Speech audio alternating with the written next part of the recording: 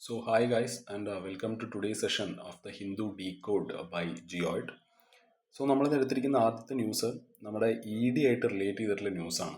Okay, ആ ഒരു E D എങ്ങനെയാണ് പൊളിറ്റിക്കലി മിസ്യൂസ് ചെയ്യുന്നത് എന്ന് പറഞ്ഞുകൊണ്ടുള്ളൊരു ന്യൂസാണത്.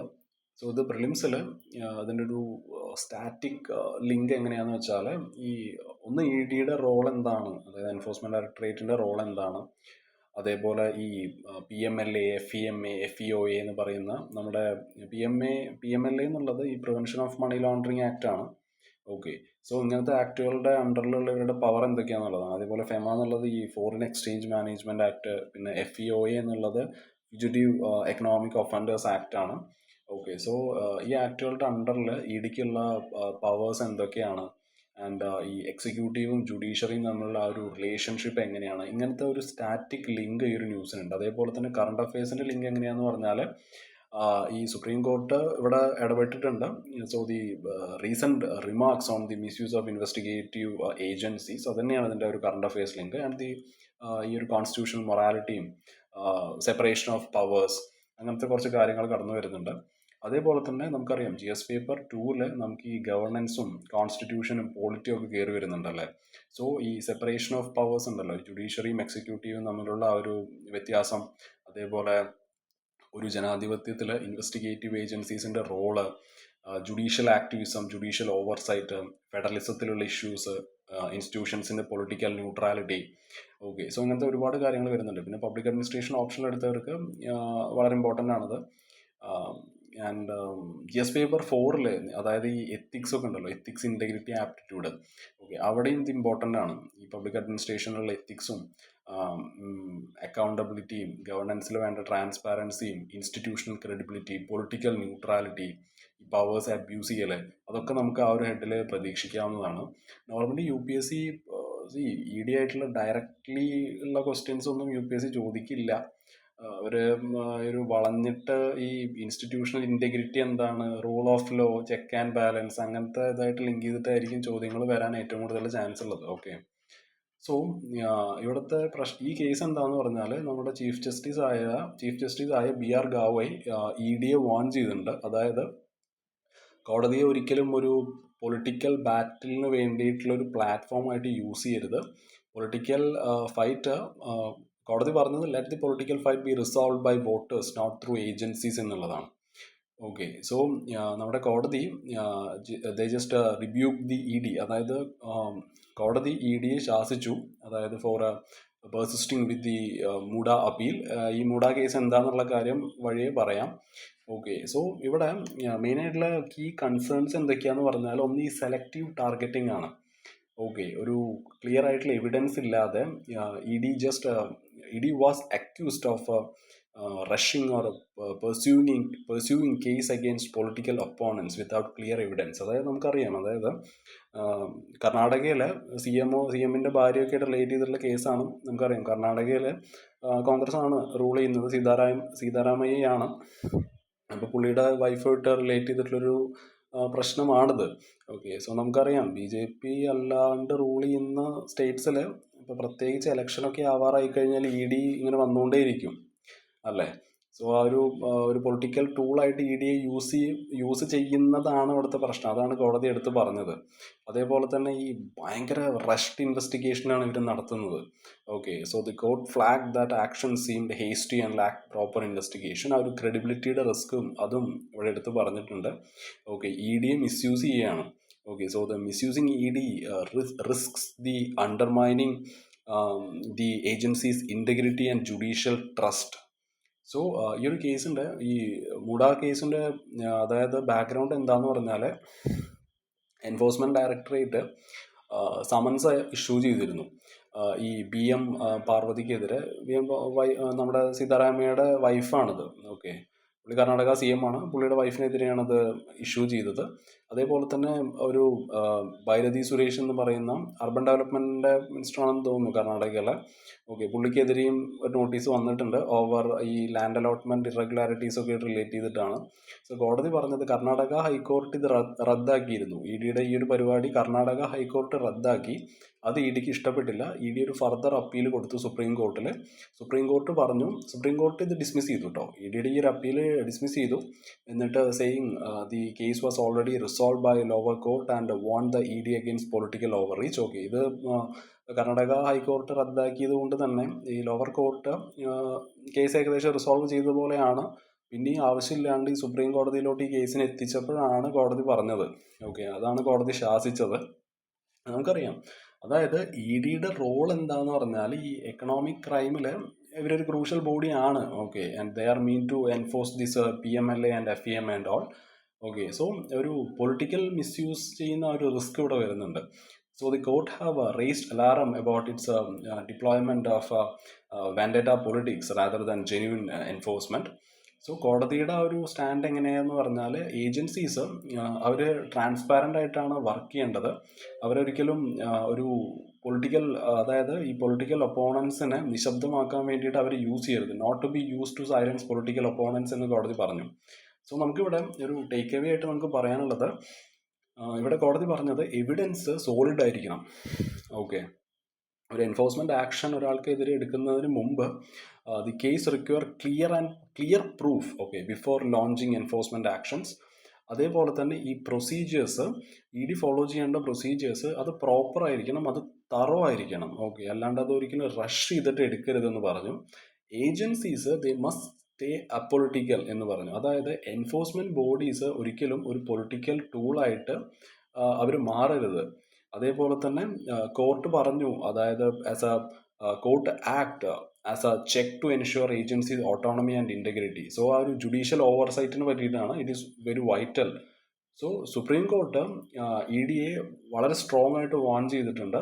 ഓക്കെ, എന്നിട്ട് പറഞ്ഞു don't become a weapon for political battles എന്ന് പറഞ്ഞു. So its sharp criticism over both the Muda case and the summoning of lawyers reflect like growing concerns about maintaining fair, independent law enforcement in India. So നമുക്ക് നമ്മുടെ next ന്യൂസിലോട്ട് പോവാം, which is the justice വർമ്മയുടെ ഇംപീച്ച്മെൻറ്റുമായിട്ട് relate ചെയ്തിട്ടുള്ള കേസാണ്. Okay, ഇത് പോളിറ്റിയിൽ നമുക്ക് GS പേപ്പർ 2 അതായത് ഇത് ഡയറക്റ്റ്ലി ലിങ്ക്ഡ് ആണ്. ഈ കോൺസ്റ്റിറ്റ്യൂഷനിൽ നമുക്ക് ഈ ആർട്ടിക്കിൾ 124 അതിൽ തന്നെ 4th and 5th പ്രൊവിഷൻസ്, അതിൽ പിന്നെ 217, 218. ഓക്കെ, ആർട്ടിക്കിൾ 217 ആർട്ടിക്കിൾ 218 ആർട്ടിക്കിൾ 124 ആണ് ഇമ്പോർട്ടൻ്റ് ഇവിടെ. സോ ഇങ്ങനത്തെ കുറച്ച് കാര്യങ്ങൾ വരുന്നുണ്ട്. സോ അങ്ങനെ ഒരു കോൺസ്റ്റിറ്റ്യൂഷന് ഡയറക്റ്റ് ലിങ്ക് ഉള്ള ഒരു ന്യൂസാണത്. അതേപോലെ ജുഡീഷ്യറിയുടെ ആ ഒരു independence, accountability and transparency, judges act 1968 judges act. So അങ്ങനത്തെ കുറച്ച് കാര്യങ്ങൾ വരുന്നുണ്ട്. ആൻഡ് ഈ structure, organisation and functions of the judiciary, ഈ ഓർഗാൻസ് ഓഫ് ദ സ്റ്റേറ്റ്, അത് the separation of powers between the organs of the state, അതേപോലെ checks and balance ഒരു within the democracy. ഈ യശ്വന്ത് വർമ്മയുടെ കേസ് അതൊരു ലൈവ് എക്സാമ്പിളാണ്. ഓക്കെ, നിങ്ങൾക്കത് എസ്സേയിലും അതേപോലെ നിങ്ങളുടെ മീൻസിലെ ആൻസേഴ്സിലൊക്കെ ഇത് കോട്ട് ചെയ്യാൻ പറ്റും. ഓക്കെ, ഈ ഇംപീച്ച്മെൻറ്റ് അങ്ങനെ യൂസ് ചെയ്യാത്തൊരു സാധനമാണ്. Okay, shows how rarely impeachment is used and reflecting on the strength or weakness of accountability mechanism in judiciary and all. അതേപോലെ എത്തിക്സിൽ GS പേപ്പർ 4 വരാം. അതായത് ഈ വലിയ അതായത് ഹൈ ഓഫീസേഴ്സിൻ്റെ അക്കൗണ്ടബിലിറ്റിയും ഇൻസ്റ്റിറ്റ്യൂഷണൽ ലൂപ്പ് ഹോൾസ്. ഓക്കെ, അതിനെ പറ്റിയിട്ട് പറയാം, ഇൻസ്റ്റിറ്റ്യൂഷണൽ ലൂപ്പ് ഹോൾസിനെ പറ്റിയിട്ട് പറയാം, അത് ഇവിടെ ഇമ്പോർട്ടൻ്റ് ആണ്. So that's it. സോ ഈ ഒരു കേസിൻ്റെ ബാക്ക്ഗ്രൗണ്ട് എന്താണെന്ന് പറഞ്ഞാൽ നമുക്കറിയാമല്ലേ, ഈ ഒരു യശ്വന്ത് വർമ്മയുടെ വീട്ടിൽ നിന്ന് കുറച്ച് അനധികൃതമായിട്ടുള്ള കുറച്ച്, അതായത് കണക്കിൽപ്പെടാത്ത കുറച്ച് കാശ്, കുറച്ചധികം കാശ് കത്തിക്കരിഞ്ഞ നിലയിൽ കണ്ടെത്തിയിട്ടുണ്ടായിരുന്നു അല്ലേ. അതുകൊണ്ട് തന്നെ ജൂലൈ 22 parliament started the process to remove or impeach justice Yashwant Varma. Okay, 63ഓളം രാജ്യസഭാ മെമ്പേഴ്സും 152ഓളം ലോക്സഭാ മെമ്പേഴ്സും ആ ഒരു നോട്ടീസ് സൈൻ ചെയ്തിട്ടുണ്ട്. ഇത് വളരെ റയർ ഇവൻ്റാണ്, ഇന്ത്യയുടെ ചരിത്രത്തിൽ ഉണ്ടായിട്ടുള്ള വളരെ റയർ ഇവൻ്റാണിത്. ഓക്കെ, സോ നമ്മുടെ കോൺസ്റ്റിറ്റ്യൂഷൻ പറയുന്നത് ഒരു ജഡ്ജിനെ റിമൂവ് ചെയ്യണമെന്നുണ്ടെങ്കിൽ there are certain rules. Okay, supreme കോടതി ജഡ്ജസിനെ റിമൂവ് ചെയ്യണമെന്നുണ്ടെങ്കിൽ ആർട്ടിക്കിൾ 124 ആണ്. അതേപോലെ തന്നെ ഹൈക്കോടതി ജഡ്ജസിനെയാണ് റിമൂവ് ചെയ്യണമെന്നുണ്ടെങ്കിൽ ആർട്ടിക്കിൾ 217 218 ആണ്. ഓക്കെ. പിന്നെ ഇത് ഈ ഒരു പ്രോസസ്സിനെ എക്സ്പ്ലെയിൻ ചെയ്യുന്നത് ജഡ്ജസ് ആക്ട് ആണ്. 1968 ജഡ്ജസ് ആക്ട് ആണ്. സോ ഈ എല്ലാ ആക്ടും ഡീറ്റെയിൽ ആയിട്ട് ഞാൻ പറയുന്നില്ല, അതിന് തന്നെ ഒരു അത്യാവശ്യം സമയമെടുക്കും. ഓക്കെ. സോ നിങ്ങളത് നോക്കുക. ആർട്ടിക്കിൾ 124 അതേപോലെ തന്നെ 217 218 ജഡ്ജസ് ആക്ടും സെപ്പറേറ്റ് ആയിട്ട് നിങ്ങളൊന്ന് നോക്കുക, വളരെ ഇമ്പോർട്ടൻ്റ് ആണ്. Okay. So so A judge can be removed only if they are proved guilty of misbehavior or incapacity. Okay, incapacity means like not able to do their job. So ഈ ഒരു impeachment പ്രോസസ്സിന്റെ step എങ്ങനെയൊക്കെയാണെന്ന് വെച്ചാൽ, notice കൊടുക്കും. അതായത് ലോക്സഭയിലും രാജ്യസഭയിലും notice കൊടുക്കും. At least ഒരു 100 Lok Sabha മെമ്പേഴ്സും 50ഓളം Rajya Sabha മെമ്പേഴ്സും sign ചെയ്യണം ആ നോട്ടീസ്. അതേപോലെ ഈ പ്രിസൈഡിങ് ഓഫീസർ ഉണ്ടല്ലോ, സ്പീക്കർ ആയിക്കോട്ടെ അല്ലെങ്കിൽ ചെയർമാൻ ആയിക്കോട്ടെ, ആ ഒരു മോഷൻ അവർ അക്സെപ്റ്റ് ചെയ്യണം. ഏകദേശം ഒരു 3 മെമ്പർ എൻക്വയറി കമ്മിറ്റിയെ വെക്കും. അതിലൊന്ന് സുപ്രീം കോടതി ജഡ്ജ് ആയിരിക്കും, ഒരു സുപ്രീം കോടതി ജഡ്ജ് വേണം, ഒരു ഹൈക്കോർട്ട് ചീഫ് ജസ്റ്റിസ് വേണം, പിന്നെ ഒരു വെൽ നോൺ ജൂറിസ്റ്റ് വേണം, അതായത് ഒരു ലോ എക്സ്പേർട്ട് വേണം. ഓക്കെ. സോ ഇവരായിരിക്കും ഒരു ട്രയൽ കോർട്ട് പോലെ വർക്ക് ചെയ്യുന്നത്, to check if the judge is guilty. So ഈ കമ്മിറ്റികൾ കണ്ടുപിടിക്കുകയാണ്, ഈ ഒരു ജഡ്ജ് ഗിൽറ്റി ആണെന്ന് കണ്ടുപിടിക്കുകയാണെന്നുണ്ടെങ്കിൽ ഈ പാർലമെന്റിലെ 2 ഹൗസസും they must vote to remove the judge. അതിൽ ഏകദേശം 2/3 of MPs they must be present and voting. Okay. So 2/3 of MPs present and voting. അതേപോലെ തന്നെ ഈ majority of total members of each house. Okay. So ഇത് വേണം, ഇതുണ്ടെങ്കിൽ മാത്രമേ നമുക്ക് ആളെ പുറത്താക്കാൻ പറ്റുള്ളൂ. സോ അത് പാസ്സായി കഴിഞ്ഞാൽ ആ പ്രസിഡന്റ് ആയിരിക്കും ജഡ്ജിനെ റിമൂവ് ചെയ്യുന്നത്. ഓക്കെ. സോ ഇതിലൊരു ലൂപ്പ് ഹോളിനെ പറ്റിയിട്ട് ഞാൻ പറഞ്ഞിട്ടുണ്ടായിരുന്നില്ല. അതായത് ലൂപ്പ് ഹോൾ എവിടെ വരുന്നതെന്ന് പറഞ്ഞാൽ, ഇപ്പോൾ ഈ ഒരു പ്രോസസ്സ് എൻഡ് ചെയ്യുന്നതിന് മുമ്പ് ഈ ജഡ്ജ് റിസൈൻ ചെയ്യണമെന്നുണ്ടെങ്കിൽ, ഓക്കെ, അപ്പോൾ ആ ഒരു കേസ് ഇറ്റ് യൂഷ്വലി സ്റ്റോപ്സ്. പക്ഷെ ആ ജഡ്ജിന് എല്ലാ റിട്ടയർമെന്റ് ബെനിഫിറ്റ്സും കിട്ടും. Okay, which may say is very unfair അല്ലേ. സോ ഇത് എന്തുകൊണ്ടാണ് ഇമ്പോർട്ടൻ്റ് ആവുന്നതെന്ന് പറഞ്ഞാൽ, ഇങ്ങനത്തെ ഒരു ഇംപീച്ച്മെൻറ്റ് വളരെ റെയറാണ്. ഇത് ഒരു ജുഡീഷ്യറിയുടെ ആ ഒരു ഇൻറ്റഗ്രിറ്റിയും അതേപോലെ ഡെമോക്രസിയുടെ ആ ഒരു സ്ട്രെങ്ത്തിനെയൊക്കെ ഒന്ന് ടെസ്റ്റ് ചെയ്യുന്നതാണ്. ഇതിന് മുമ്പൊരു വേറൊരാളുണ്ടായിരുന്നു, ജസ്റ്റിസ് ശേഖർ യാദവ്. ഓക്കെ. ആ കേസ് ഇപ്പോഴും നടന്നുകൊണ്ടിരിക്കുകയാണ്. ഓക്കെ. സോ ഈ ഇംപീച്ച്മെന്റ് ഇത് വളരെ ഒരു ലോങ് പ്രോസസ്സാണല്ലേ. ഇതിൻ്റെ ഈ ഒരു വോട്ടിംഗ് റൂളാണ് ഇതിൻ്റെ ഏറ്റവും കൂടുതൽ പ്രശ്നം. ഞാൻ ജസ്റ്റ് ഒന്ന് അവിടെ പറഞ്ഞു പോയേ ഉള്ളൂ.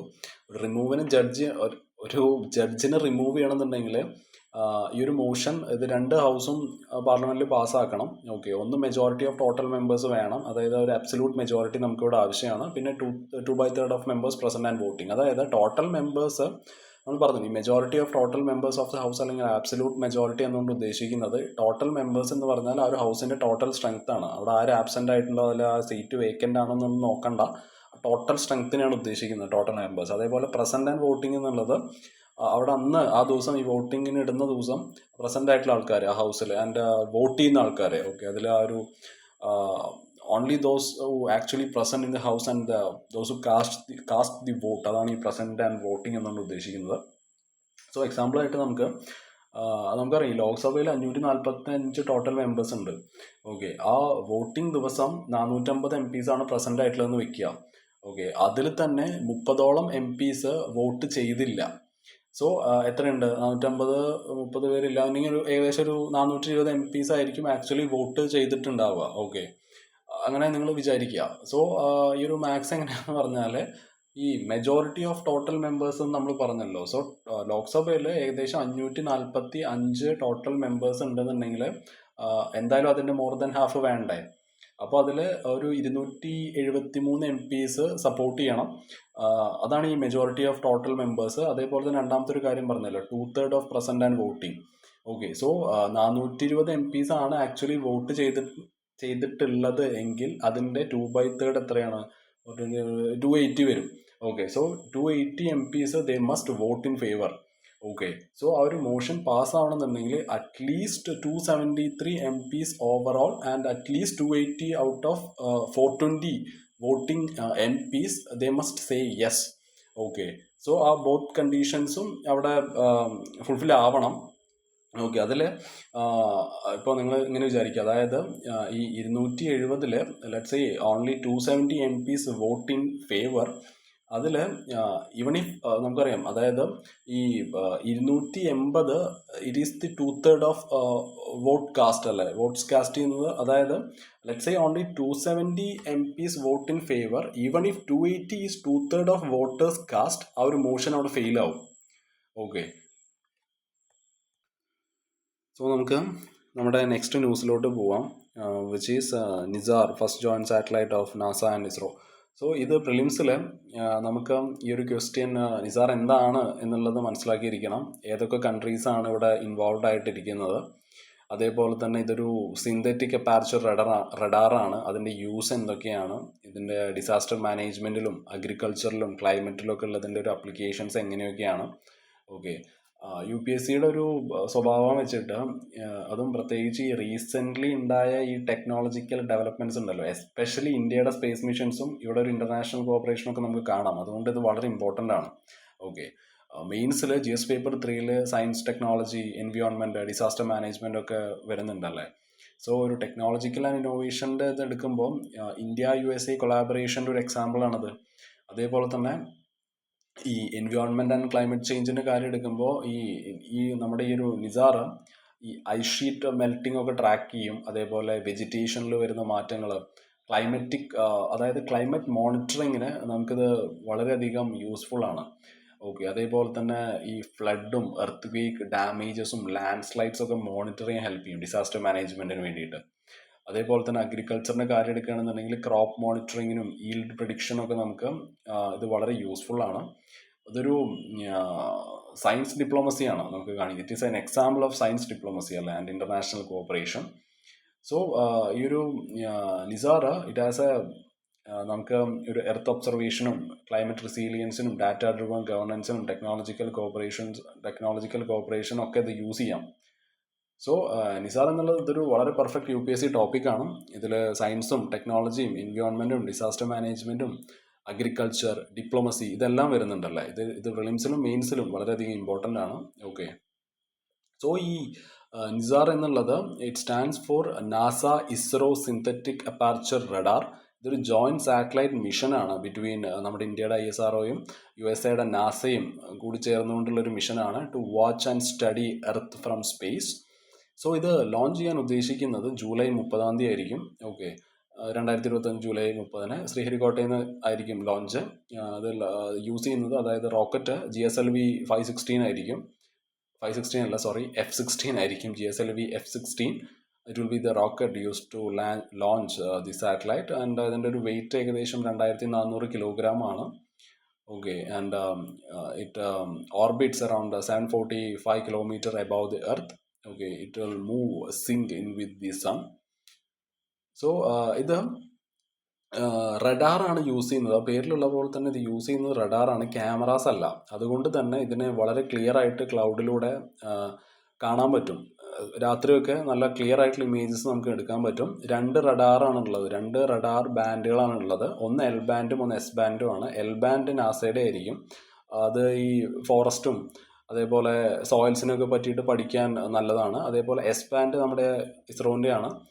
ഒരു ഇന്ത്യ സ്പെസിഫിക് നീഡ്സിന് അത് വളരെയധികം ഉപകാരപ്രദമായിരിക്കും. എല്ലാ തവണയും it will cover a big area of 242 kilometre wide. വളരെ ക്ലിയർ ആയിട്ടുള്ള പിക്ചേഴ്സ് എടുക്കും. എല്ലാ 12 ദിവസത്തിലും ഇത് വളരെ ക്ലിയർ ആയിട്ടുള്ള പിക്ചേഴ്സ് നമുക്ക് തരും. സോ ഇതിൻ്റെ ഇമ്പോർട്ടൻസ് നേരത്തെ പറഞ്ഞ പോലെ തന്നെ ഈ ഫ്ലഡ്സ് ഒക്കെ പ്രെഡിക്റ്റ് ചെയ്യാനും ഡിറ്റക്റ്റ് ചെയ്യാനും, അതേപോലെ earth quakes, land slides. Okay, so ഇതെല്ലാം ഇതിലൊക്കെ നമുക്കിതൊരു യൂസ്ഫുൾ ആയിരിക്കും. ഓക്കെ, ഡിസാസ്റ്റേഴ്സിൻ്റെ ട്രാക്ക് ചെയ്യാൻ വേണ്ടിയിട്ട്, അത് ഡിറ്റക്റ്റ് ചെയ്യാൻ വേണ്ടിയിട്ട്. അതേപോലെ തന്നെ ഐസ് മെൽറ്റിങ്ങും അതേപോലെ ഈ ഫോറസ്റ്റ് ഹെൽത്തൊക്കെ ട്രാക്ക് ചെയ്യാൻ പറ്റും. ക്ലൈമറ്റിൻ്റെ ആ ഒരു ഇതിൽ നമുക്ക് എടുക്കാം. പിന്നെ ഈ ക്രോപ്സ് മോണിറ്റർ ചെയ്യാൻ പറ്റും. അതേപോലെ ഈ വിളവ് എത്രത്തോളം കിട്ടുന്നൊക്കെ നമുക്ക് പ്രെഡിക്റ്റ് ചെയ്യാൻ പറ്റും. ഓക്കെ, ഫാമിങ്ങിൽ വളരെയധികം യൂസ്ഫുൾ ആണ്. അതേപോലെ തന്നെ water, it will map surface water bodies. And ജിയോളജിയുടെ കാര്യം എടുക്കുകയാണെന്നുണ്ടെങ്കിൽ എർത്ത് സർഫസിൽ ഉണ്ടാവുന്ന ആ ഒരു ചേഞ്ചസ് ഡിറ്റക്റ്റ് ചെയ്യാൻ പറ്റും. Okay, so why is it special for India and the world എന്ന് നോക്കുമ്പോൾ ഇത് ആദ്യത്തെ, it will be the first big earth mission between NASA and ISRO. Okay, ഇത് കാണിക്കുന്നത് വളരെ സ്ട്രോങ് സയൻറ്റിഫിക് ടീം വർക്കാണ്. ആൻഡ് വളരെ അഡ്വാൻസ്ഡ് ആയിട്ടുള്ള റഡാറാണ് യൂസ് ചെയ്യുന്നത് for deep and wide earth monitoring. So ഈ നിസാർ എന്നുള്ളത് ഇതൊരു സൂപ്പർ റഡാർ സാറ്റലൈറ്റ് ആണ് from NASA and ISRO to study earth better, faster and more accurately. So നമുക്ക് നമ്മുടെ നെക്സ്റ്റ് ന്യൂസിലോട്ട് പോവാം, which is India's water energy demand spotlight risk of human induced quakes. Okay, ഇത് prelims relevance എടുക്കുമ്പോൾ ഈ human induced earth